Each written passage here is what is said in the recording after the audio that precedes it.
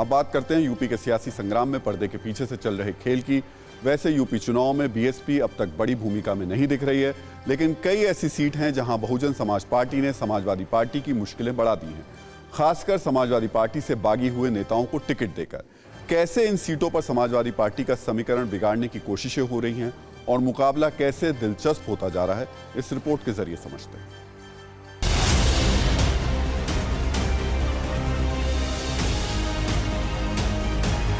चुनाव करीब आते ही यूपी के राजनीतिक अखाड़े में चुनावी संग्राम और भी तेज हो गया है। टिकट को लेकर मचे घमासान के बीच भागम भाग है। एक पार्टी का बागी दूसरे पार्टी के लिए सहभागी बन रहा है। आलम यह है कि कई सीटों पर दलबदलु नेताओं ने मुकाबले को रोमांचक बना दिया है। जातिगत समीकरण को साधते हुए छोटे छोटे दलों को जोड़कर समाजवादी पार्टी पहले ही बड़ा चुनावी दांव चल चुकी है, लेकिन यूपी के चुनावी दंगल में मायावती के दाव ने अखिलेश यादव की मुश्किलें बढ़ा दी है। एक तरफ अखिलेश यादव टिकट बंटवारे में अपने पुराने वफादार नेताओं की जगह दूसरे दल से आए नेताओं को तरजीह दे रहे हैं। दूसरी ओर मायावती समाजवादी पार्टी के नाराज नेताओं को न सिर्फ अपनी पार्टी में शामिल करा रही, बल्कि चुनावी मैदान में भी उतार रही, जिनमें कई मुस्लिम उम्मीदवार भी हैं। आसान भाषा में समझिए तो अखिलेश यादव के मुस्लिम कैंडिडेट के सामने मायावती अपने मुस्लिम कैंडिडेट को चुनावी मैदान में उतार रही। मायावती का यही फॉर्मूला अखिलेश यादव के सियासी समीकरण को बिगाड़ रहा है। बीएसपी ने समाजवादी पार्टी के गढ़ माने जाने वाले इटावा, मुरादाबाद की कुंदरकी, बिजनौर की धामपुर, बरेली की फरीदपुर और एटा सदर सीट पर समाजवादी पार्टी से नेता को प्रत्याशी बनाया है। ऐसे में सवाल है, यूपी के चुनाव में सोशल इंजीनियरिंग के लिए मशहूर मायावती का फॉर्मूला किसका खेल बिगाड़ेगा और किसको फायदा पहुंचाएगा। सवाल यह भी है कि क्या इस बार के चुनाव में अखिलेश यादव के लिए बीजेपी के साथ साथ बीएसपी भी बड़ी चुनौती है।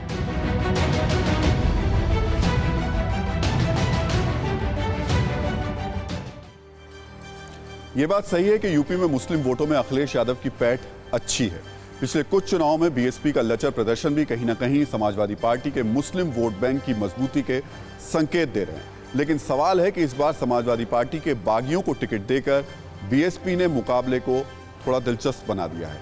समाजवादी पार्टी के गढ़ कहे जाने वाले इटावा सीट पार्टी ने सर्वेश शाक्य को टिकट दिया है, जिस वजह से प्रोफेसर राम गोपाल यादव के करीबी कुलदीप गुप्ता नाराज होकर बीएसपी में शामिल हुए।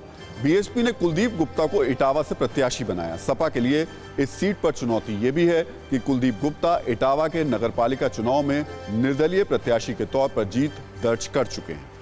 मुरादाबाद की कुंदर की सीट पर समाजवादी पार्टी ने हाजी रिजवान का टिकट काट दिया। उनकी जगह जियाउर रहमान को टिकट दिया, जिसके बाद हाजी रिजवान बीएसपी में शामिल हुए और बीएसपी ने हाजी रिजवान को कुंदर की सीट से प्रत्याशी बना दिया।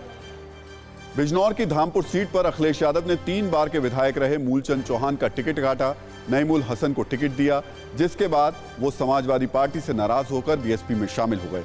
बीएसपी ने मूलचंद चौहान को धामपुर सीट से उम्मीदवार बना दिया। बरेली की फरीदपुर सीट पर भी समाजवादी पार्टी ने शालिनी सिंह को टिकट नहीं दिया। वो नाराज होकर बीएसपी में गई और बीएसपी ने यहां से शालिनी सिंह को उम्मीदवार बना दिया। एटा सदर सीट से समाजवादी पार्टी ने जोगेंद्र सिंह यादव को प्रत्याशी बनाया। ऐसे में दिग्गज नेता और पूर्व विधायक अजय यादव ने समाजवादी पार्टी छोड़कर बीएसपी का दामन थाम लिया। मायावती ने एटा सदर से अजय यादव को प्रत्याशी बना दिया। अखिलेश यादव के लिए सबसे बड़ी चुनौती यह है कि टक्कर बीजेपी जैसी बड़ी पार्टी से है। बीएसपी के फॉर्मूले से वोट में सेंधमारी का डर भी है और कहीं ना कहीं यह भी लग रहा है कि इसका पूरा फायदा बीजेपी को मिल सकता है। बीएसपी और समाजवादी पार्टी में सबसे बड़ी लड़ाई यूपी के करीब 19% मुस्लिम वोट को लेकर है, क्योंकि दोनों पार्टियां मुस्लिम वोट पर दावा करती आई हैं। यूपी की 143 विधानसभा सीटें ऐसी हैं जहां मुस्लिम वोटर का असर है। करीब 70 सीटें ऐसी हैं जहां मुस्लिम आबादी 20 से 30% के बीच है। यूपी की 43 सीटें ऐसी हैं जहां मुस्लिम आबादी 30% से ज्यादा है। यूपी की 36 सीटें ऐसी हैं जहां मुस्लिम प्रत्याशी अपने बूते जीत हासिल कर सकते हैं। यूपी की 107 सीटें ऐसी हैं जहां मुस्लिम जीत हार तय कर सकते हैं। मौजूदा विधानसभा में यूपी में कुल 23 मुस्लिम विधायक हैं। हालांकि पिछले कुछ चुनाव में बीएसपी से ज्यादा मुस्लिम वोट समाजवादी पार्टी को मिलते रहे हैं। साल 2017 से पहले के यूपी के कुछ विधानसभा चुनाव की बात करें तो इसमें बीजेपी का सियासी वर्चस्व कम था। 2012 में जहां समाजवादी पार्टी की सरकार बनी, वहीं उससे पहले के चुनाव यानी साल 2007 में बीएसपी की सरकार बनी थी। कुछ ऐसे वोट हैं जहां दोनों पार्टी दावा करती रही हैं। कुछ जातियां और मुस्लिम वोट के हिसाब से वोट शेयर की बात करें तो साल 2007 के विधानसभा चुनाव में समाजवादी पार्टी को 10% ब्राह्मण वोट मिला, जबकि इसी चुनाव में बहुजन समाज पार्टी को 16% ब्राह्मण वोट मिले थे। वहीं राजपूत वोटों की बात करें तो समाजवादी पार्टी को 20% वोट मिले, जबकि बहुजन समाज पार्टी को 12% राजपूत वोट मिले थे। इस चुनाव में समाजवादी पार्टी को 45% मुस्लिम वोट मिले थे, जबकि बहुजन समाज पार्टी को 17% मुस्लिम वोट ही मिल पाए थे। हालांकि बीएसपी का मेन वोट बैंक जाटव है, जिसकी बदौलत साल 2007 में मायावती मुख्यमंत्री बनी थी। इसके 5 साल बाद यानी साल 2012 के विधानसभा चुनाव में यूपी में सत्ता परिवर्तन हुआ। इस चुनाव में समाजवादी पार्टी और बहुजन समाज पार्टी दोनों को 19% ब्राह्मण वोट मिले, जबकि समाजवादी पार्टी को 26% और बीएसपी को 14% राजपूत वोट मिले। इस चुनाव में भी समाजवादी पार्टी को 39% मुस्लिम वोट मिले थे, जबकि मायावती की पार्टी को 20% मुस्लिम वोट ही मिल पाए। यादव और मुस्लिम समीकरण की बदौलत यूपी में अखिलेश यादव ने सरकार जरूर बनाई, लेकिन अगर हम मुस्लिम वोट बैंक के आंकड़ों पर गौर करें तो देखेंगे सबसे ज्यादा मुस्लिम वोट समाजवादी पार्टी को जरूर मिले हैं, लेकिन दूसरे नंबर पर दोनों चुनाव में बीएसपी रही। 2013 में मुजफ्फरनगर दंगों के बाद बदले समीकरणों के बाद भी यूपी में यही 2 पार्टी हैं जिस पर मुसलमानों का सबसे ज्यादा भरोसा है। साल 2014 लोकसभा चुनाव में समाजवादी पार्टी को सबसे ज्यादा 58% मुस्लिम वोट मिले, जबकि बहुजन समाज पार्टी को 18% मुस्लिम वोट मिले।